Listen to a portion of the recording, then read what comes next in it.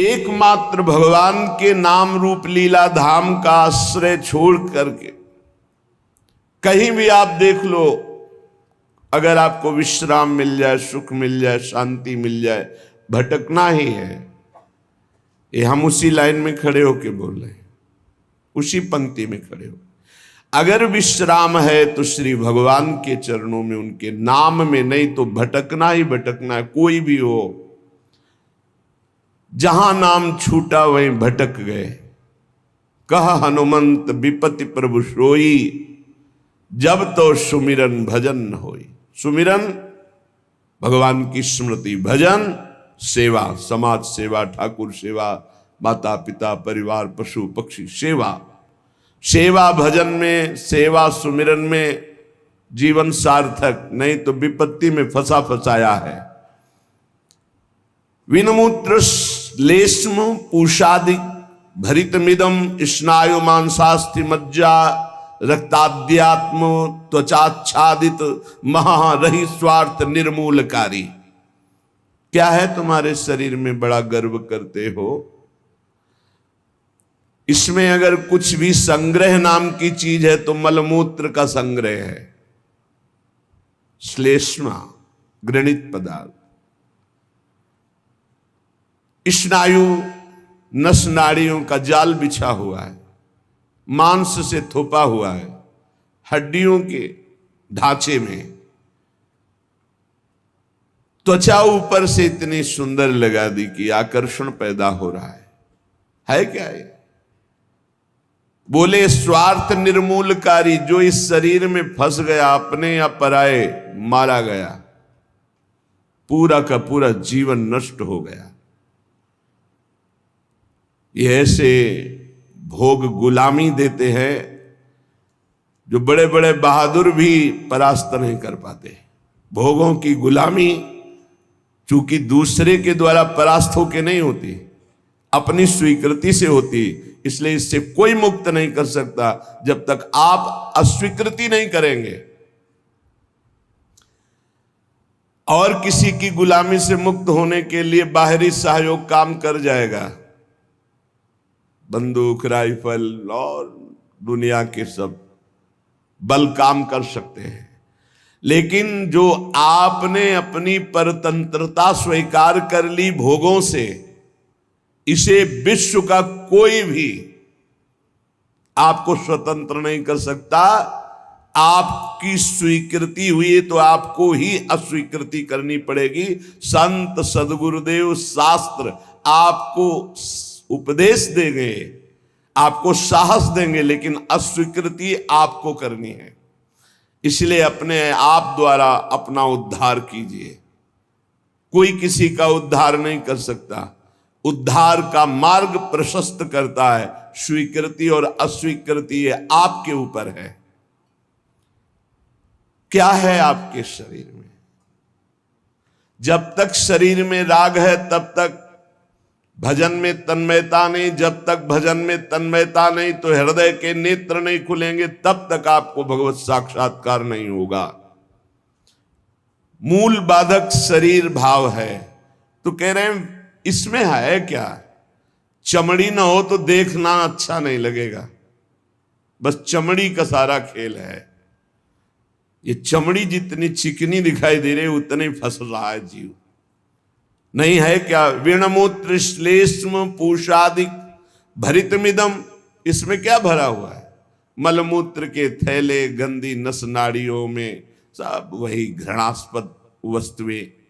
स्नायु मांसास्थि मज्जा रक्ताद्यात्म त्वचाच्छादित महा, चमड़े से ढका हुआ है, अंदर मांस है, रक्त है, मज्जा है, अस्थि है। स्वार्थ निर्मूलकारी, जो इस शरीर से प्यार करता है, ममता करता है, उसका परम स्वार्थ नष्ट हो जाता है।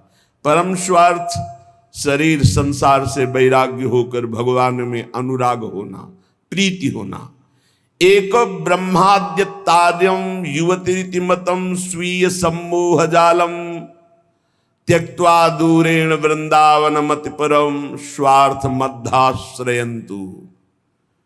ब्रह्मादिकों के लिए भी अजेय, ये काम भाव इसी शरीर भाव से प्रकट होता है। मैं स्त्री हूं, मैं पुरुष हूं। ये सम्मोह जाल में फंसाकर पूरा जीवन नष्ट कर देता है। इसलिए शरीर राग मिटाना ही साधना है। तुम शरीर नहीं हो। त्यक्त्वा दूरेण, शरीर राग को जो दूर से ही त्याग दिया, वो वृंदावन के मध्य में रास विलास परायण कुंज निकुंजों में जो प्रिया प्रीतम है, इनका साक्षात्कार कर पाता है। शरीर राग। इसीलिए हमें सबसे पहले आज्ञा पालन करने का स्वभाव बनाना चाहिए। जो आज्ञा हुई वैसा। बहुत बुरा फसाव है, अहम आज्ञा पालन करने नहीं देता, और अगर आज्ञा पालन हो तो अहम नहीं रह सकता। पर अहम आज्ञा पालन नहीं करने, अपने को बुद्धिमान, अपने को निर्णायक समझकर वो फंसता चला जाता है। यहां तक अहम इतना बढ़ जाता है कि गुरुजनों के वचनों में भी दोष और गुरुजनों से भी द्वेष वृत्ति प्रकट हो जाती है, जो महान हानिकारक, स्वार्थ परमार्थ दोनों को विध्वंस करने वाली है। सर्वात्मार्थोरु विघ्नम कलय यदि मनो योषिताम भाव निघ्नम। यदि तुम थोड़ा भी बुद्धि रखते हो तो सर्वनाश करने वाले इस काम से अपने आप को बचा लो। कुछ नहीं भाई, कुछ नहीं। आप जो गृहस्थ हैं, जो संसार में भोग रहे हैं, वो देख लो कौन सी आपको ऐसी निधि मिल गई आज तक कि आप हाथ उठा कह सकते हो अब कृत्य भयऊ मैं, अब कछुनाथ न चाहिए मोरे। ऐसा नहीं बोल सकते। जिनको भोगने को नहीं मिला है, वो अंदर से सोचते हैं कि संसार में अगर त्रिभुवन में कोई सुख है तो काम सुख है। अंदर से ये मन से मन मिला के बात कर रहे हैं। जो भोग लिए हैं वो और भोगने की इच्छा और दूसरों से भोगने की इच्छा। जो नहीं भोगे हैं वो पछता रहे। अंततो गत्वा काम सर्वनाश कर देता है। सर्वनाश। बस इसमें रोकर भगवान को पुकारने के सिवा कोई उपाय नहीं। आप गला काट के रख दो, काम कभी आपको माफ करने वाला नहीं, कभी मुक्त करने वाला नहीं। आप रो के हाथ जोड़ो तो भी वो नहीं। बहुत दुष्ट, महापापी, महासनो, भगवान के वचन है। महापापी, महासनो, बिल्कुल दयालु नहीं।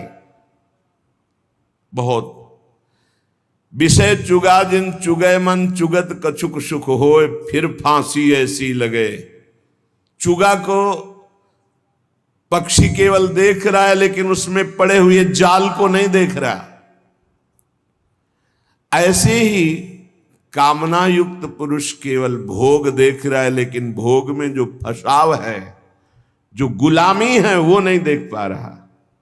जो जलन है, अशांति है, दुर्गति है, उसको वो नहीं देख पा रहा। उसे महापुरुष दिखा रहे। सर्वात्मार्थोरु विघ्नम कलय यदि मनो योषिताम भाव निघ्नम।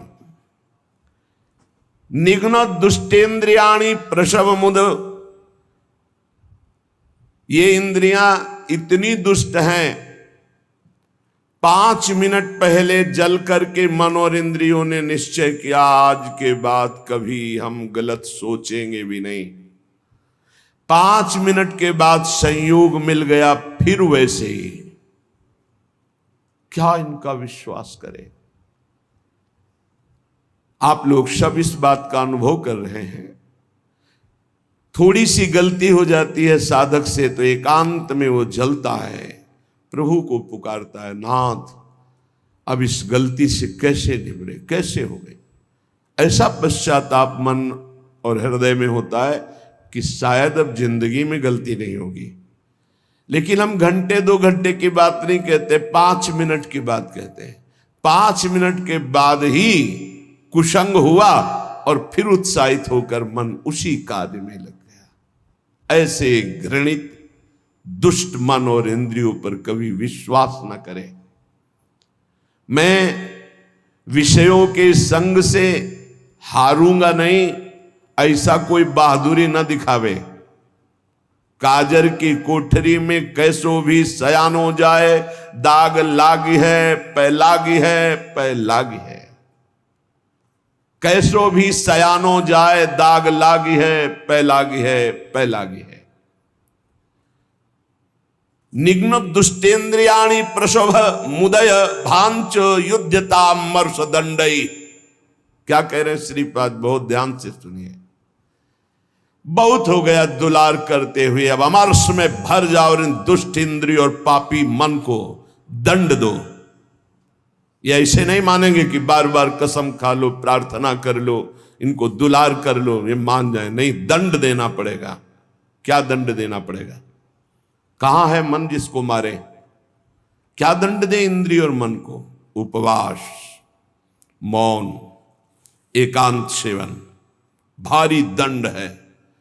उपवास, मौन, एकांत सेवन, ये इंद्रिय मन के लिए भारी दंड है। अपने आप ठीक होना शुरू हो जाएंगे और जबरदस्ती नाम जप करवाओ।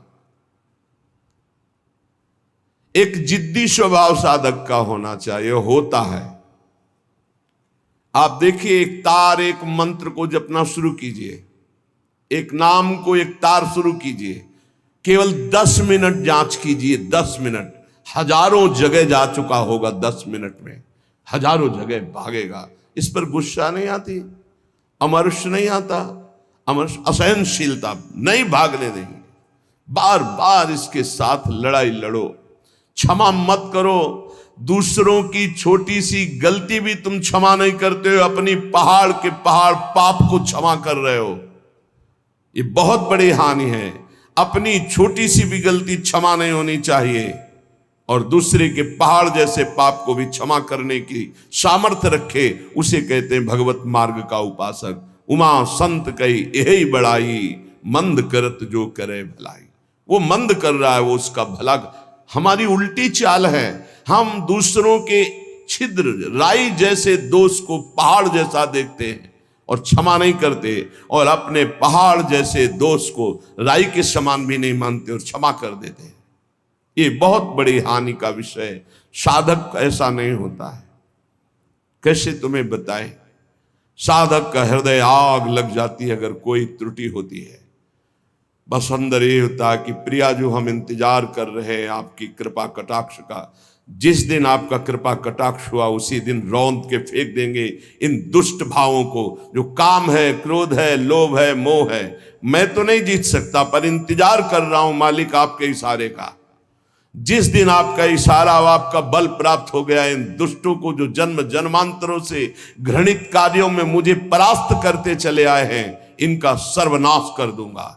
इनका बीज भी नहीं रहने दूंगा, इनकी जड़ भी नहीं रहने दूंगा, वासना की जड़ उखाड़ दूंगा। उपासक अंदर ही अंदर अमर्ष कह रहे, देखो, निघ्न दुष्टेन्द्रियाणि प्रसव मुदय भांच युद्धतामर्ष दंडई। जैसे कोई बलवान आदमी किसी महाबलवान के चक्कर में फंसकर दब गया हो, अब अंदर अंदर वो अमर्ष से भर रहा है कि एक बार मैं छूट पाऊं कि बस फिर इसका सर्वनाश कर दूंगा। ऐसे ही साधक दांती पीस कर, हाथ मसल कर बस सोचता है, एक बार केवल चांस दे दो प्रभु, एक बार फिर इन काम, क्रोध, लोभ, मोह, मद के जड़ को उखाड़ के फेंकूंगा। अभी तक पता था कि मैं काम विजयी हूं, लेकिन जड़ नहीं काट पाया तो ये नए किनगे छोड़ दिए। अब की किनगे नहीं काटेंगे, अब की जड़ उखाड़ करके फेंकेंगे। ये उपासक की वृत्ति। अमर्ष युद्धता, ऐसा अमर्ष में भरकर उद्योग करो, नष्ट कर दो इन विकारों को, क्योंकि बिना विकार नष्ट हुए देह भाव नहीं जाएगा। बिना देह भाव गए परमात्मा प्राप्ति नहीं होती। तद्रूपं चैव भूषादिकम अपि नितराम दूर दूरेण कुर्वन्। शरीर का श्रृंगार करना बंद करो यदि काम विजयी होना है तो, और शरीर के श्रृंगार को देखो मती। जो चाहे आपन कल्याणा, सुजस सुमति शुभगति शुभ नाना, सो पर नार लीलार गोसाई तजौ चौथ के चंद की नाई। जैसे चौथ के चंद्रमा को देखने से कलंक लग जाता है, यदि शुभ गति मति चाहते हो, अपना नाना प्रकार का शुभ चाहते हो, तो छोड़ दो पराई माता बहनों की तरफ गंदी दृष्टि से देखना। ये आद्या शक्ति के अंश स्वरूप आए, हमसे त्रुटि हो रही कि हम इन्हें भोग भाव से देख रहे, हमारी दुर्गति पक्की हो जाएगी। चाहे जितना बड़ा तपस्वी, महाबलवान, महान यशस्वी रहा हो, जब कभी ऐसा दोष किया तो सर्वनाश हो गया।